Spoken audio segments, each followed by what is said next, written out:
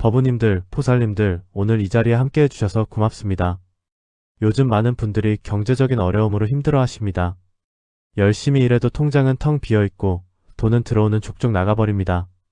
월급날이 되면 잠깐 안도하지만 곧 공과금과 카드값으로 사라져버리는 돈을 보며 한숨을 쉬십니다. 자녀 교육비, 부모님 병원비, 집값 걱정에 밤잠을 설치는 분들이 참 많습니다. 그런 경험 있지 않으십니까? 아무리 아껴도 아무리 벌어도 늘 부족한 것 같은 그 막막한 말입니다. 어떤 분은 복권을 사고 어떤 분은 재테크 강의를 듣고 또 어떤 분은 절에 와서 기도를 올립니다. 하지만 진짜 문제는 돈이 부족한 것이 아닙니다. 돈을 대하는 우리의 마음가짐, 그 근본이 잘못되어 있기 때문입니다. 부처님께서는 이미 2500년 전에 재물과 복에 관한 깊은 가르침을 남기셨습니다. 그 가르침 속에는 우리가 왜 가난한지, 왜 돈이 모이지 않는지에 대한 명확한 답이 있습니다. 오늘은 특별히 여러분의 집에, 여러분의 삶에 돈 귀신을 끊어들이는 물건 3가지에 대해 말씀드리겠습니다. 이것은 단순한 미신이나 속설이 아닙니다. 부처님의 가르침과 선사들의 지혜, 그리고 오랜 세월 불자들이 경험으로 증명해온 진리입니다. 이 3가지 물건을 제대로 알고 활용하시면 여러분의 재물운이 달라질 것입니다. 돈이 들어올 자리가 생기고 복이 쌓일 그릇이 준비됩니다. 물론 이것만으로 하루아침에 부자가 되는 것은 아닙니다. 하지만 분명히 여러분의 경제적 흐름이 바뀌기 시작할 것입니다. 준비되셨습니까? 그렇다면 지금부터 한 말씀 한 말씀 놓치지 마시고 새겨 들으시기 바랍니다. 첫 번째로 말씀드릴 물건은 바로 깨진 그릇입니다. 많은 분들이 집에 깨진 그릇을 그냥 두고 계십니다. 조금 금이 갔지만 아직 쓸만하다고, 아깝다고, 버리기 귀찮다고 그냥 찬장 구석에 넣어두십니다. 어떤 분은 깨진 부분이 작아서 괜찮다고 생각하시고 어떤 분은 추억이 담긴 그릇이라 버리지 못하십니다. 하지만 법우님들, 이것이 바로 재물운을 막는 첫 번째 장애물입니다. 화엄경에 이런 말씀이 있습니다. 그릇이 온전해야 물을 담을 수 있고 마음이 온전해야 복을 담을 수 있다고 말입니다. 깨진 그릇은 아무리 물을 부어도 새어나갑니다. 마찬가지로 깨진 그릇을 집에 두면 아무리 돈을 벌어도 새어나가는 것입니다. 이것은 단순한 비유가 아닙니다. 실제로 많은 불자님들이 깨진 그릇을 버리고 나서 재물운이 달라졌다는 경험담을 나누십니다. 어느 보살님은 10년 넘게 금간 밥그릇을 쓰셨습니다. 아직 쓸만하다는 생각에 계속 사용하셨는데 그 10년 동안 가게는 늘 어려웠습니다. 남편이 사업을 해도 잘 안 풀리고 자녀들도 경제적으로 독립하지 못했습니다. 그러다 어느 날 절에서 법문을 듣고 깨달았습니다. 집에 돌아가 깨진 그릇들을 모두 정리하고 새 그릇으로 바꾸었습니다. 그리고 놀랍게도 그 다음 달부터 남편의 사업이 풀리기 시작했습니다. 오랫동안 묵혀있던 대금이 들어오고 새로운 거래처가 생겼습니다. 이것이 우연일까요? 아닙니다. 부처님께서 가르치신 인과의 법칙입니다. 깨진 그릇은 단순한 물건이 아닙니다. 그것은 우리 마음의 상태를 보여주는 거울입니다. 깨진 것을 그냥 두는 것은 불완전함을 받아들이는 것이고 결핍을 인정하는 것입니다. 그런 마음으로는 절대 풍요를 끌어올 수 없습니다. 조주선사의 어록에 이런 말씀이 있습니다. 제자가 물었습니다. 스님, 무엇이 부처입니까? 조주선사께서 답하셨습니다. 뜰 앞에 잣나무니라. 이 말씀의 깊은 뜻은 무엇입니까? 부처는 멀리 있지 않고 바로 우리 일상 속에 있다는 것입니다. 마찬가지로 복도 멀리 있지 않습니다. 우리가 매일 사용하는 그릇, 우리가 매일 대하는 물건 속에 복이 있습니다. 그 그릇이 온전하면 복도 온전히 담깁니다. 그 그릇이 깨졌으면 복도 새어나갑니다. 그러니 법우님들, 오늘 당장 집에 가서 찬장을 열어보십시오. 금 간 그릇, 깨진 그릇, 이 빠진 그릇이 있지 않습니까? 있다면 주저하지 마시고 모두 버리십시오. 아깝다는 생각이 드십니까? 그 아까운 마음이 더 큰 재물을 놓치게 만듭니다. 1000원짜리 깨진 그릇을 버리지 못해 1000만원의 복을 놓치는 것입니다. 어떻게 생각하십니까? 그릇을 버릴 때는 함부로 버리지 마십시오. 깨끗이 씻어서 정성스럽게 처리하십시오. 그리고 이렇게 말씀하십시오. 그동안 우리 가족을 위해 수고했습니다. 이제 편히 쉬십시오. 이렇게 감사한 마음으로 보내드리는 것입니다. 그리고 새 그릇을 장만하실 때도 정성을 다하십시오. 값 비싼 그릇일 필요는 없습니다. 하지만 온전하고 깨끗한 그릇이어야 합니다. 그 그릇에 밥을 담을 때마다 감사한 마음을 가지십시오. 이 밥 한 그릇이 얼마나 많은 인연으로 이루어졌는지 생각하십시오. 농부의 수고, 햇빛과 물의 은혜, 수많은 중생들의 노력이 담긴 것입니다. 그렇게 감사하며 먹으면 그 음식이 복이 되고 그 복이 재물이 되어 돌아옵니다. 이것이 바로 공덕을 쌓는 길입니다. 깨진 그릇 하나 제대로 처리하지 못하면서 어떻게 큰 재물을 관리하겠습니까? 작은 것에 정성을 다하는 사람에게 큰 것이 찾아옵니다. 이것이 우주의 법칙이고 부처님의 가르침입니다. 두 번째로 말씀드릴 물건은 바로 먼지 쌓인 지갑입니다. 보살님들, 지금 여러분의 지갑을 한번 꺼내 보십시오. 안을 들여다보시면 어떻습니까? 오래된 영수증, 쓰지 않는 카드, 구겨진 돈, 먼지와 때가 가득하지 않습니까? 많은 분들이 지갑을 그냥 돈을 넣어두는 주머니 정도로 생각합니다. 하지만 법우님들, 지갑은 단순한 물건이 아닙니다. 지갑은 재물이 머무는 집이고 복이 쌓이는 그릇입니다. 그 집이 더럽고 어지러우면 재물이 머물고 싶어 하겠습니까? 법구경에 이런 말씀이 있습니다. 마음이 깨끗하면 세상이 깨끗하고 마음이 더러우면 세상이 더럽다고 하셨습니다. 우리의 지갑은 바로 우리 재물관의 거울입니다. 지갑이 깨끗하고 정돈되어 있으면 돈을 소중히 여기는 사람입니다. 지갑이 더럽고 어지러우면 돈을 함부로 대하는 사람입니다. 돈도 기운이 있습니다. 돈도 존중받고 싶어 합니다. 여러분, 더러운 집에 살고 싶으십니까? 아무도 그러고 싶지 않을 것입니다. 돈도 마찬가지입니다. 더러운 지갑, 구겨진 지갑에 머물고 싶지 않습니다. 그래서 들어오는 촉촉 나가버리는 것입니다. 어느 법우님의 이야기입니다. 그분은 30년 동안 한 지갑을 쓰셨습니다. 아버지께 물려받은 지갑이라 정이 들어서 계속 사용하셨는데 그 지갑은 낡고해져서 이미 형체를 알아보기 힘들 정도였습니다. 안에는 10년 전 영수증부터 사용하지 않는 회원카드까지 가득했습니다. 돈을 넣어도 어디 있는지 찾기 힘들 정도였습니다. 그런데 그분은 평생 돈을 모으지 못하셨습니다. 벌면 쓰고 모으면 어디선가 돈 나갈 일이 생겼습니다.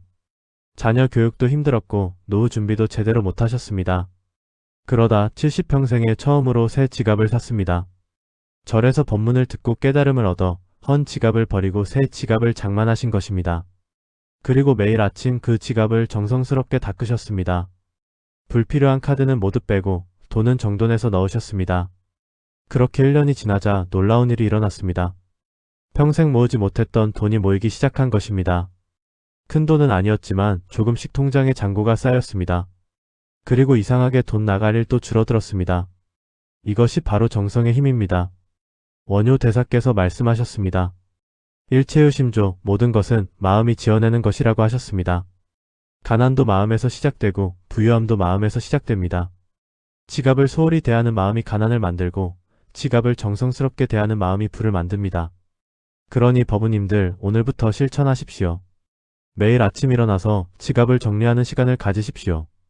불필요한 영수증은 버리고 카드는 정돈하고 돈은 가지런히 펴서 넣으십시오. 지폐는 액수별로 정리하고 같은 방향으로 가지런히 넣으십시오. 동전도 따로 동전 지갑에 정리하십시오. 그리고 지갑을 열 때마다 이렇게 말씀하십시오.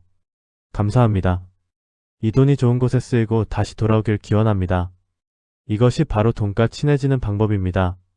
그리고 적어도 3년에 한 번은 지갑을 새 것으로 바꾸십시오. 아무리 좋은 지갑이라도 시간이 지나면 기운이 약해집니다. 낡은 지갑은 낡은 기운을 가지고 있습니다. 새 지갑은 새로운 기운을 가져옵니다. 새 지갑을 살 때도 아무거나 사지 마십시오. 값이 비쌀 필요는 없지만 마음에 드는 것을 고르십시오. 색깔도 중요합니다. 불교에서는 황금색이나 갈색 계열이 재물운을 높인다고 합니다. 검은색도 나쁘지 않습니다. 하지만 빨간색은 피하는 것이 좋습니다. 빨간색은 불의 기운이 강해서 돈을 태워버린다고 합니다. 지갑을 사면 그날부터 일주일 동안 매일 정성껏 닦으십시오. 그리고 절에 가서 지갑을 불단에 올려놓고 기도하십시오. 부처님께 이 지갑이 복을 담는 그릇이 되게 해달라고 간절히 빌으십시오. 그렇게 정성을 들이면 그 지갑은 단순한 물건이 아니라 여러분의 재물 파트너가 됩니다. 어떻게 생각하십니까? 이것이 너무 번거롭게 느껴지십니까?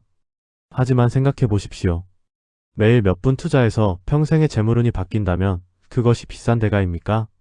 작은 정성이 큰 복을 부릅니다.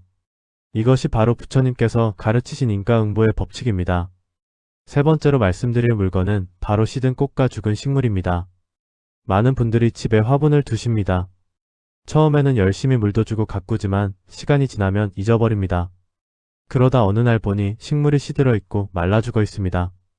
그런데도 그냥 그대로 두십니다. 다시 살아날까 기대하면서 아니면 치우기 귀찮아서 그냥 둡니다. 법우님들, 이것이 바로 재물운을 말려 죽이는 행위입니다. 부처님께서 보리수 아래서 깨달음을 얻으셨을 때 나무는 생생히 살아 있었습니다. 푸른 잎이 바람에 흔들리고 생명의 기운이 가득했습니다. 만약 그 나무가 죽어 있었다면 어떻게 되었을까요?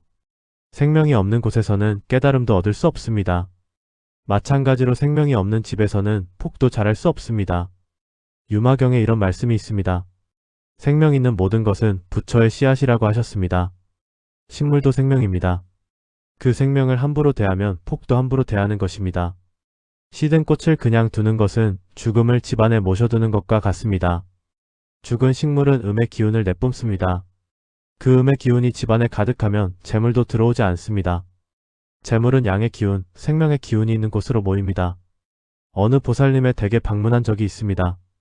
큰 집에 사시는 분이었는데 경제적으로 늘 어려움을 겪으셨습니다. 집에 들어가 보니 이유를 알 수 있었습니다.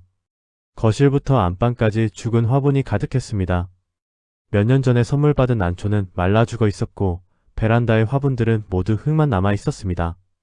심지어 현관에 둔 꽃병에는 물도 없이 시든 꽃대만 꽂혀 있었습니다. 그분께 여쭤봤습니다. 보살님, 왜 이것들을 그대로 두십니까? 그분이 대답하셨습니다. 바쁘고 정신없어서 미처 치우지 못했습니다. 그리고 다시 살아날까 해서요. 하지만 이미 죽은 것은 살아나지 않습니다. 그것을 인정하고 보내드려야 합니다. 그분께 모든 죽은 식물을 치우라고 권했습니다.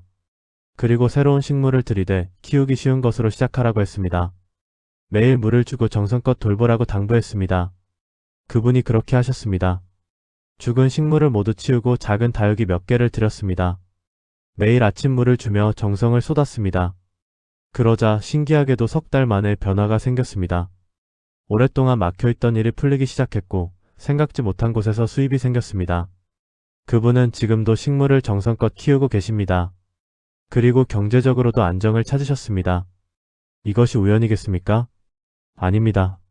생명을 대하는 태도가 바뀌니 복을 대하는 태도도 바뀐 것입니다. 선종의 6조 해능 대사께서 말씀하셨습니다. 불성은 밖에 있지 않고 안에 있으며 작은 것 안에도 큰 것과 똑같이 있다고 하셨습니다. 작은 식물 하나도 우주의 진리를 담고 있습니다. 그 작은 생명을 소중히 여기는 사람이 큰 복도 받을 수 있습니다. 그러니 법우님들, 지금 집에 죽은 식물이나 시든 꽃이 있다면 당장 치우십시오. 치울 때도 함부로 버리지 마십시오. 그동안 우리와 함께 해줘서 고맙다고 인사하십시오. 좋은 곳에 가서 다시 태어나라고 기원하십시오. 그리고 새로운 식물을 들이십시오. 처음부터 어려운 것을 키우려 하지 마십시오. 선인장이나 다육식물처럼 관리가 쉬운 것부터 시작하십시오. 중요한 것은 식물의 종류가 아니라 정성입니다. 매일 물을 주고 햇빛을 쬐어주고 말을 걸어주십시오. 식물에게 말을 거는 것이 이상하게 느껴지십니까?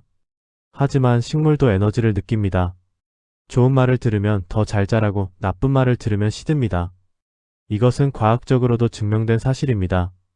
매일 아침 식물에게 인사하십시오. 안녕, 오늘도 건강하게 자라렴. 우리 집에 복을 가져다 주렴. 이렇게 말씀하십시오. 그리고 잎이 시들거나 문제가 생기면 즉시 조치하십시오. 방치하지 마십시오. 식물을 돌보는 것은 곧 복을 돌보는 것입니다. 또한 집의 생화를 자주 들이십시오. 생화는 집안의 생명의 기운을 불어넣습니다. 하지만 시들면 바로 치워야 합니다. 시든 꽃을 일주일씩 놔두는 분들이 많은데 그것은 죽음을 모셔두는 것과 같습니다. 꽃이 시들기 시작하면 감사한 마음으로 보내드리고 새 꽃을 들이십시오. 그것이 생명을 순환시키는 것이고 복을 순환시키는 것입니다. 어떻게 생각하십니까? 식물 하나 제대로 돌보지 못하면서 어떻게 큰 재물을 관리하겠습니까? 작은 생명의 정성을 다하는 사람에게 큰 복이 찾아옵니다. 네 번째로 말씀드릴 물건은 바로 고장난 시계입니다. 많은 분들이 집에 멈춰있는 시계를 그대로 두고 계십니다. 배터리가 다 되어 멈춰있거나 고장나서 작동하지 않는 시계를 벽에 걸어두거나 서랍에 넣어두십니다. 어떤 분은 고치려다가 귀찮아서 그냥 두고 어떤 분은 언젠가 고쳐야지 하면서 몇 년을 그대로 둡니다. 법우님들, 멈춰있는 시계는 멈춰있는 시간을 의미합니다. 시간이 멈추면 흐름이 멈춥니다.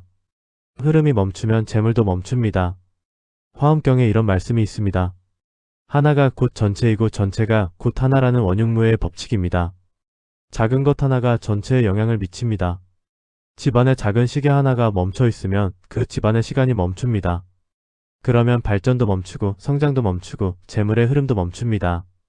부처님께서는 재행무상 모든 것은 변화한다고 가르치셨습니다. 변화가 곧 생명이고 정체가 곧 죽음입니다. 멈춰있는 시계는 정체를 상징합니다. 그것을 집에 두는 것은 정체를 받아들이는 것입니다. 어느 법우님의 이야기입니다. 그분은 30년 넘게 사업을 하셨는데 늘 제자리 걸음이었습니다. 크게 망하지도 않지만 크게 되지도 않았습니다. 매년 비슷한 수입, 비슷한 생활이 반복되었습니다. 그분의 사무실에 갔을 때 벽에 걸린 시계가 눈에 들어왔습니다. 오래된 시계였는데 바늘이 멈춰 있었습니다. 정확히 오후 3시 15분에 멈춰 있었습니다. 여쭤보니 10년 전에 멈춘 것이라고 했습니다. 코 치려다가 미루다 그냥 두셨다고 했습니다. 그 시계를 보는 순간 알 수 있었습니다. 이분의 사업이 왜 10년째 제자리인지를요. 시간이 멈춘 곳에서는 발전도 멈춥니다. 그분께 당장 그 시계를 치우라고 권했습니다. 그리고 새 시계를 걸라고 했습니다. 정확히 작동하는 시계를 걸어두고 매일 시간을 확인하라고 했습니다. 그분이 그렇게 하셨습니다. 멈춘 시계를 버리고 새 시계를 걸었습니다. 그리고 매일 아침 출근하면 시계를 보며 오늘도 시간이 흐르고 있구나 하고 확인하셨습니다. 놀랍게도 6개월 만에 변화가 일어났습니다. 10년 넘게 정체되었던 사업이 움직이기 시작했습니다. 새로운 거래처가 생기고 매출이 오르고 직원들도 활기를 찾았습니다. 지금은 사업이 크게 성장해서 지점까지 내셨습니다. 이것이 시계 하나 때문일까요? 그렇게 볼 수도 있고 아닐 수도 있습니다. 하지만 분명한 것은 멈춰있던 것이 다시 움직이기 시작했다는 것입니다. 시간이 다시 흐르니 기운도 흐르고 재물도 흐르기 시작한 것입니다. 임재선사께서 말씀하셨습니다. 수처작주 입처계진 어디서든 주인이 되고 서 있는 곳이 모두 진리라고 하셨습니다. 우리가 있는 그 자리에서 주인이 되어야 합니다. 시간의 주인이 되어야 합니다. 멈춰있는 시계를 그대로 두는 것은 시간의 노예가 되는 것입니다. 시간을 관리하지 못하는 사람이 어떻게 재물을 관리하겠습니까? 그러니 법우님들, 지금 집에 멈춰있는 시계가 있다면 당장 확인하십시오. 배터리를 갈아서 다시 작동시키든지 코 쪄서 쓰든지 아니면 버리고 새 것을 사든지 하십시오. 절대로 멈춰있는 시계를 그대로 두지 마십시오. 그것은 여러분의 인생을 멈추게 만듭니다. 시계를 고칠 때도 정성을 다하십시오. 단순히 배터리만 갈지 말고 먼지도 닦고 깨끗이 관리하십시오. 새 시계를 살 때는 정확한 것을 고르십시오. 몇 초씩 빠르거나 느린 시계는 좋지 않습니다. 정확한 시간을 알려주는 시계가 정확한 기운을 가져옵니다. 그리고 집안의 모든 시계가 같은 시간을 가리키게 하십시오. 거실 시계는 3시인데 안방 시계는 3시 10분이면 기운이 어지러워집니다. 모든 시계를 정확히 맞춰두십시오. 또한 시계는 보이는 곳에 두십시오. 서랍 속에 넣어두거나 가려두지 마십시오. 시간은 항상 보이는 곳에 있어야 합니다. 그래야 시간을 의식하고 시간을 소중히 여기게 됩니다. 시간을 소중히 여기는 사람이 돈도 소중히 여깁니다. 시간은 돈이라는 말이 있지 않습니까? 그 말은 진리입니다. 시간을 허비하는 사람은 돈도 허비합니다. 시간을 관리하는 사람은 돈도 관리할 줄 압니다. 어떻게 생각하십니까? 시계 하나가 그렇게 중요할까 의심이 드십니까? 하지만 부처님께서는 미세한 것 하나가 전체를 바꿀 수 있다고 가르치셨습니다. 나비 한 마리의 날갯짓이 태풍을 만들 수 있듯이 시계 하나가 여러분의 재물운을 바꿀 수 있습니다. 믿고 실천해 보십시오.